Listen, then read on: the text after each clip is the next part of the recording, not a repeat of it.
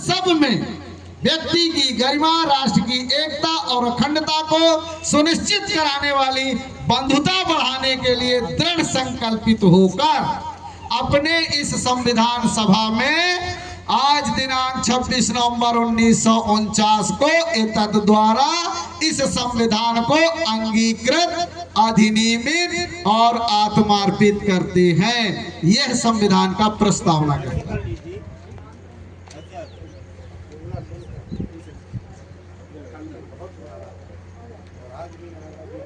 तो इस तरह से संविधान का प्रस्तावना कहता है। मैंने आप लोगों के बीच में संविधान का प्रस्तावना पढ़ा, उसमें कितने लोगों को समझ में आया कि संविधान का प्रस्तावना क्या कहता है? मुझे ऐसा लगता है कि समझ में नहीं आ रहा है, गूढ़ शब्द है। देखिए, संविधान निर्माताओं ने ये लिखा कि हम भारत के लोग, उन्होंने ऐसा नहीं लिखा कि हम संविधान सभा के लोग। उन्होंने क्या लिखा? हम भारत के लोग। मतलब संविधान के लिए हम सब भारत के लोग जिम्मेदार हैं। हम भारत के लोग क्या करने के लिए? देखिए, इसमें 3 प्रकार के प्रश्न बनते हैं। हम भारत के लोग कैसा राष्ट्र निर्माण करने के लिए संविधान को अंगीकृत, अधिनियमित किए हैं? तो 5 प्रकार के मूल्यों पर आधारित राष्ट्र निर्माण के लिए संविधान को अंगीकृत, अधिनियमित और आत्मार्पित किए हैं। 5 प्रकार के मूल्य कौन कौन से हैं?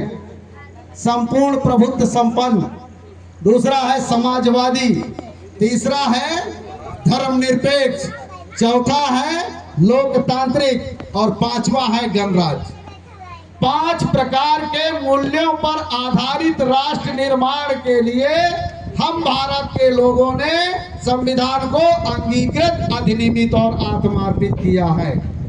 एक एक शब्द का डिटेल करेंगे तो बहुत समय लगेगा। 1-2 शब्द देखिए कि संविधान के प्रस्तावना में संपूर्ण प्रभुत्व संपन्न लिखा है, उसके आगे समाजवादी लिखा है।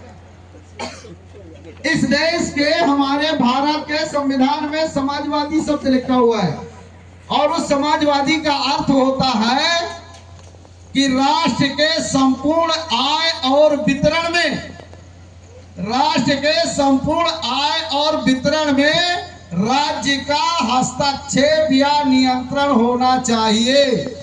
ये परिभाषा है समाजवाद का। तो क्या देश में समाजवाद चल रहा है?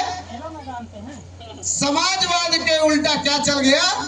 पूंजीवाद, जिसका हम आप लोगों ने अभी नारा लगा रहा था, पूंजीवाद हो बर्बाद, हो बर्बाद। तो समाजवाद को ये लोग खत्म कर रहे हैं। आगे जाइए, धर्मनिरपेक्ष।